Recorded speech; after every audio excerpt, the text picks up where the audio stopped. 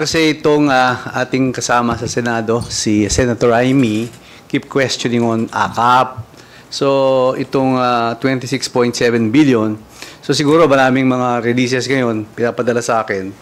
I just would like to read the portion of my press release para alam lang po ng tao.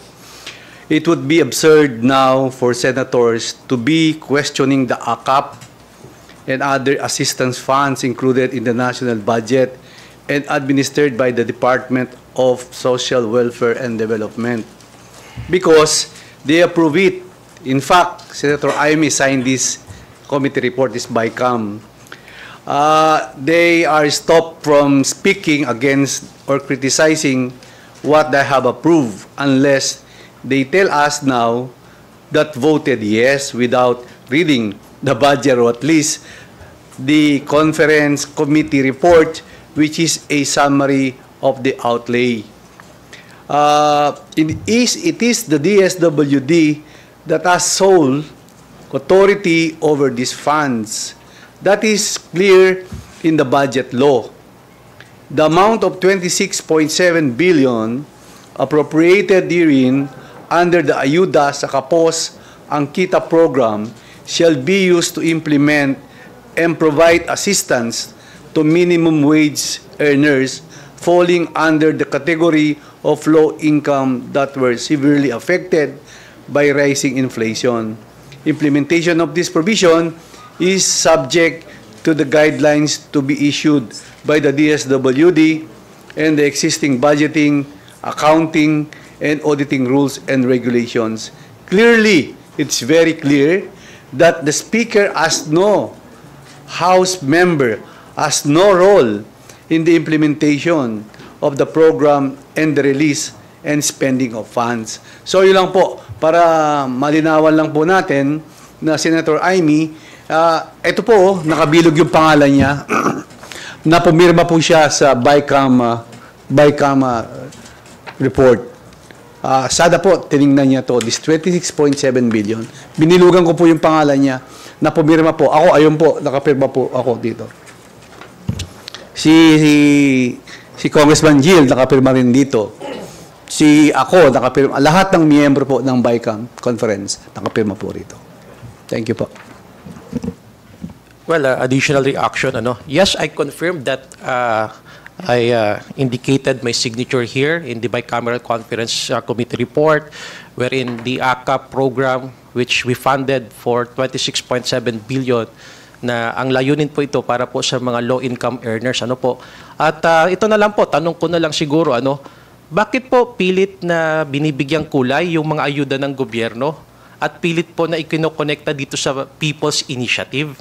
Ayuda po yan ng gobyerno. And the last time I checked, it is the executive department who is the implementing agencies for these respective programs.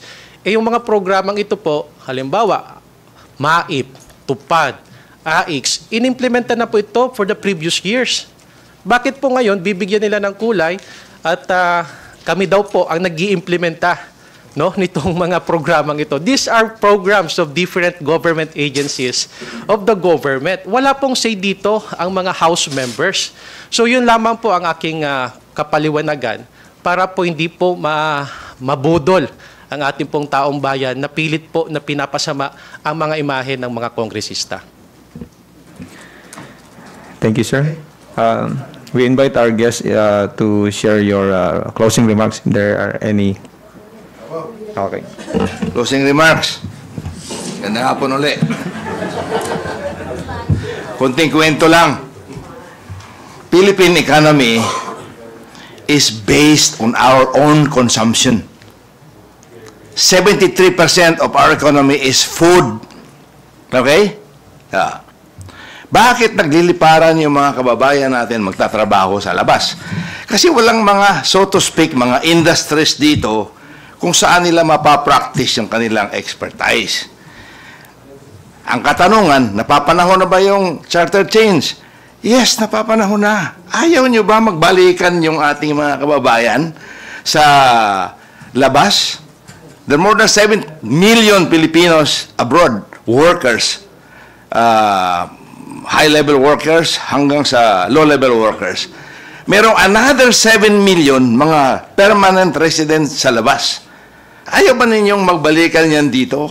Now, ang nananais namin magawa, makontribute para dito sa economy natin, mabago, ay at least ibalansin natin. Gawin nating 50% industry. Ano ba yun? Yung foreign investment. Nandun ako sa Vietnam nung meron silang tinatawag na Doi Moi reforms in 1986. Kitang-kita ko, sariling mata ko. In 1989, kami ang pinakaunang car industry assembler doon sa Vietnam. Hanggang tuloy-tuloy in Vietnam, hindi ka pwedeng mag-convert ng rice land doon. Dadaan ka muna sa People's Committee sa particular locality hanggang sa parliament kung mag-convert ka ng isang rice field nga gawin mong industry. Ngayon hindi na because of the Doi Moi reforms, mayroon silang mga definite industrial sites. Yun na nga, naiiwanan tayo. So, ang masasabi ko lang na napapanahon na itong, I will repeat, economic chacha para mangyari yung nangyayari sa ibang mga ASEAN neighbors natin. Yan lang ang pakiusap natin sa ating mga senador na at least look at it objectively. Ano ba yung nangyayari sa ibang bansa? Pwede bang gayahin na lang natin para mangyari sa atin para tayo lang sa ASEAN ang pinakamaraming workforce sa labas eh. Well, it's an honor also na marami tayong workforce sa labas. But, di ba nyo medyo maawa sa kanila? Karamihan sa kanila, hindi doon aklimado sa kung saan sila naroroon eh. Naghihirap sila. Kasi hindi naman lahat doon engineers, hindi naman doon high-level managers, majority pa rin yung medyo mabababa ang trabaho. So, pag nabigyan natin ng trabaho dito yan, magbalikan lahat. Yan lang naman. At saka, bakit ako nagmamadali doon sa economic charter change? Siyempre, gusto ko rin maging part doon sa 19th Congress na nagsusumikap para gumanda ang ating ekonomiya na hindi lang tayo consumption-led economy, kung hindi investment-led economy like Vietnam, Thailand, and Indonesia nowadays. Maraming salamat. Thank you, Mr. President. Mr. President, because he is our president, I'm from PDP. Hindi Taga po. PDP po ha, PDP president Hindi po ako siya. ha? nagsasalita na PDP. President. Hindi po. Nagsasalita ako, congressman ng 2nd District ng Palawan. Kasi naiiba naman yung iba eh. Di ba? So, PDP although president but ng PDP. ginagamit ko po yung pakiusap na para buksan natin ang economy para marami tayong trabaho rito. Hindi ba tayo proud to be Filipinos na daming trabaho rito? Buksan natin ang ating industry. Maraming salamat. Thank you, Kong Pipito. Well, ako naman, in closing for this press conference today, nagpapasalamat ako sa ating kasama sa Senado. At least, dinidinggin na nila itong RBA Chicks. Number 2, our Speaker, Ferdinand Martin Romualdez, always listens to our President. When we have a meeting with the President, sabi niya, you write a letter to Senate President Mix. Alam mo, walang isang oras, ginawa niya yung sulat ni Speaker. Kaya is hopeful na sana maipasa na po itong economic provisions na dinidinig ngayon sa Senado. So, yun lang po. Maraming salamat and I'm supporting this my fellow young guns na Thank you. We look forward to the efficient, diligent work to be conducted by the Senate with regard to the amendments of the economic provisions of our Constitution. And we hope and we trust that they will deliver on their promises. Santabi na po natin yung ating mga bickerings. Really, it's quite petty, no? And let's show the love to the Filipino people on Valentine's Day. Let love win. And let's open our hearts and the economies to our economy to our much needed investors. Yun lang po. Thank you. I would like to thank everyone for this best opportunity, no, to listen to the perspective of a young legislator. We are part of the Young Guns, and hopefully we can be also part of this historic economic change or constitutional reform in our present constitution. Me, as a first termer and a neophyte member, ang gusto ko lang po ay mayroong pagbabago at makakabuti po sa ating bansa. Yun lamang po. Thank you for this opportunity. I hope we were able to clarify some of our stands. Siguro as a last message, Happy Valentine's sa atin lahat. Naniniwala pa rin ako sa forever.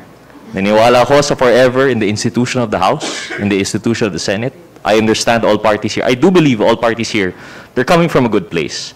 Pero siguro paulit-ulit na po ako dito. Paulit-ulit na. Golden opportunity. Let's get to work. Yun lang po. Thank you. Happy Valentine's po. May I again greet our colleagues in the Senate, the upper house. We of the lower house, isang bahay lang po tayo. Tama na po sana, magyakapan na tayo. 35 years na po, globalization. All the countries beside us in the Western world, globalization, free flow of trade and capital. Tapos na po ang panahon ng nationalism. Matagal na po yan, panahon pa ni Mahoma yan. Tapos na rin po, ang resulta ng nationalism ay dahil po sa colonialism.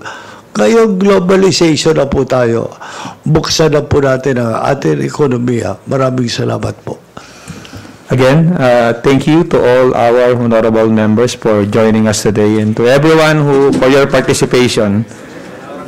Salamat din pala sa Press and Public Affairs Bureau led by OIC Executive Director Jun Pisco for helping us provide the transcript of our press conference. Thank you, everyone.